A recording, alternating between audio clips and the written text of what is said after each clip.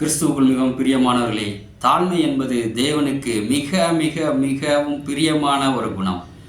வேதம் கூறுகிறது, தாழ்மை உள்ளவர்களுக்கு அவர் கிருபை அளிக்கிறார் என்று சொல்லி. மீகா 6:8 இப்படியாக சொல்லுகிறது, மனுஷனே, நன்மை இன்னதென்று அவர் உனக்கு அறிவித்திருக்கிறார். நியாயம் செய்து இரக்கத்தை சிநேகித்து உன் தேவனுக்கு முன்பாக மனத்தாழ்மையாய் நடப்பதை அல்லாமல் வேறு எண்ணத்தை கர்த்தர் உன்னிடத்தில் கேட்கிறார் என்று.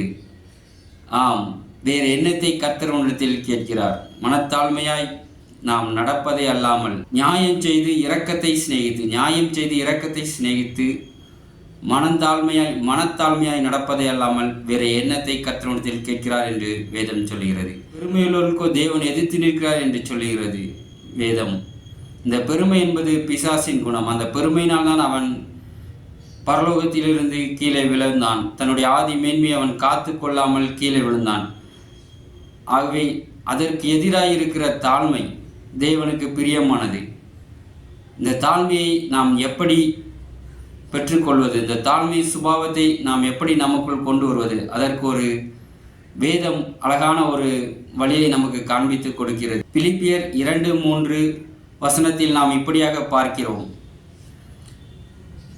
மனத்தாழ்மையினாலே ஒருவரை ஒருவர் தங்களிலும் மேன்மையானவர்களாக எண்ண கடவீர்கள் என்று. நமக்குள் தாழ்மை வரும் என்று சொன்னால், நம்மை விட மிக உயர்ந்த ஒரு மனிதரை பார்க்கும் பொழுது, ஒருவேளை செல்வத்தில், பணத்தில், வசதியில் நம்மை விட உயர்ந்தவர்களாக இருக்கலாம், பதவியில் உயர்ந்தவர்களாக இருக்கலாம், படிப்பில் உயர்ந்தவர்களாக இருக்கலாம், திறமையில் உயர்ந்தவர்களாக இருக்கலாம்.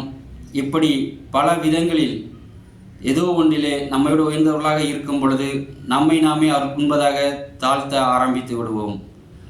அதே போன்றுதான் வேதம் என்ன கூறு என்று சொன்னால், மனத்தாழ்மையினாலே ஒருவரை ஒருவர் தங்களிலும் மேன்மையானவர்களாக எண்ண கடவீர்கள் என்று சொல்லி, நாம் பார்க்கிற ஒவ்வொருவரையும் நம்மை விட மேன்மையானவர்களாக, நம்மை விட பெரியவர்களாக நாம் எப்பொழுது நினைக்க ஆரம்பிக்கிறோமோ அப்பொழுது நமக்குள் ஒரு தாழ்மை வந்துவிடும்.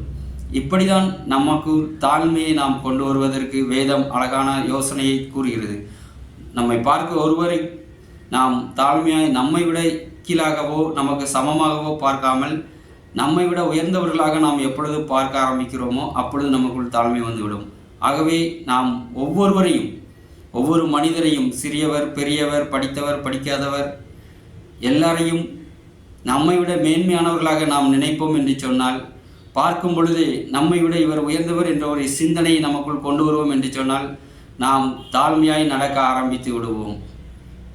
ஆம், இந்த வேத வார்த்தையின்படி நாம் தாழ்மையை கற்றுக்கொண்டு அதன்படியே நாம் தாழ்மையோடு நடக்கும் பொழுது தேவன் தாமே நம் மீது பிரியமாயிருந்து நம்மை அவர் மேன்மைப்படுத்துவார். கர்த்தர் நம்மை மேன்மையாக வைப்பார். மனிதர் முன்பதாகவும் தேவனுக்கு முன்பதாகவும் நம்மை தாழ்த்தும் பொழுது அவர் அதே மனிதர் முன்பதாகவும் தேவனுக்கு முன்பதாகவும் நம்மை மேன்மையாக, உயர்வாக தேவன் வைப்பார்.